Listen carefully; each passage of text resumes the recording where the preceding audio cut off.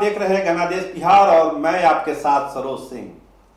साल 2024 के लोकसभा चुनाव के लिए प्रशांत किशोर ने जो बिसात बिछाई, लगता है कि उस पर अब गोटियां चलनी शुरू हो गई है।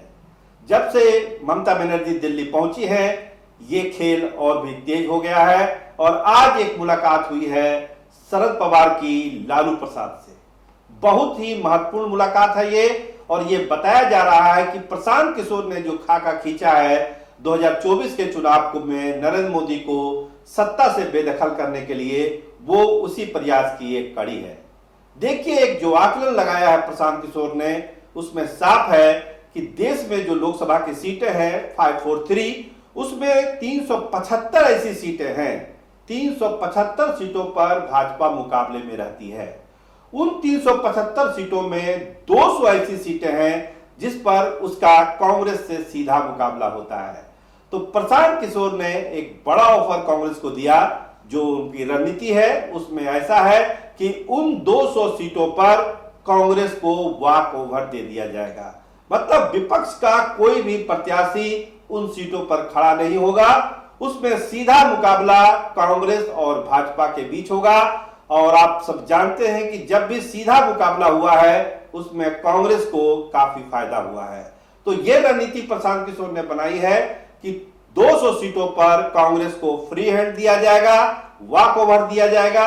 उसमें कोई प्रत्याशी खड़ा नहीं होगा, उसमें सीधा मुकाबला भाजपा और कांग्रेस के बीच होगा। तो ये एक तय किया गया है मोटे तौर पर। इस पर अंतिम रूप अभी दिया जाना बाकी है। नारा क्या है? No vote to BJP, BJP को वोट नहीं। 2022 का साल जिसमें 7 राज्यों में विधानसभा चुनाव होने हैं, यह रणनीति है विपक्ष की कि उन 7 राज्यों में बीजेपी को करारी शिकस्त दी जाए और एक रणनीति बनाई जाए ताकि विपक्ष के वोटों का बंटवारा नहीं हो। यह प्रशांत किशोर की मुहिम है। शरद पवार की उनकी कई दौर की बातचीत हुई है। ममता बनर्जी से भी उनकी मीटिंग दिल्ली में प्रस्तावित है और आज उसी कड़ी में शरद पवार लालू प्रसाद से मिलने गए। उनके साथ अखिलेश सिंह भी थे। तो समझ सकते हैं कि कांग्रेस को एक केंद्रीय भूमिका में लाने की तैयारी है। कांग्रेस केंद्रीय भूमिका में रहेगी क्योंकि देश भर में उसका विस्तार है, संगठन है। इसलिए 200 सीटों पर कांग्रेस को फ्री हैंड दिया जाएगा। जो बाकी की बची सीटें हैं वो सहयोगी दल अपने हिसाब से तय करेगी, लेकिन शर्त केवल यही होगी कि विपक्ष का वोट बंटने नहीं दिया जाएगा।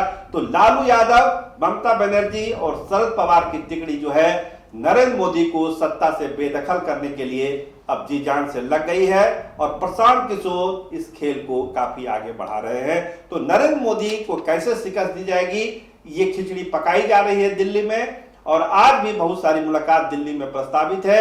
ममता बनर्जी बहुत सारे नेताओं से मिलेगी, वो बात कर चुकी है कई लोगों से, और प्रशांत किशोर इसमें बड़ी भूमिका निभा रहे हैं। तो उम्मीद की जानी चाहिए कि ये जो मोर्चा बनाया जा रहा है इसमें तय किया गया है कि कोई नेता का चेहरा सामने नहीं रखा जाएगा 24 में। ये तय होगा चुनाव के बाद। पहले लड़ाई लड़नी है और भाजपा और उनके सहयोगी दलों को शिकस्त देनी है। नेता बाद में चुन लिया जाएगा।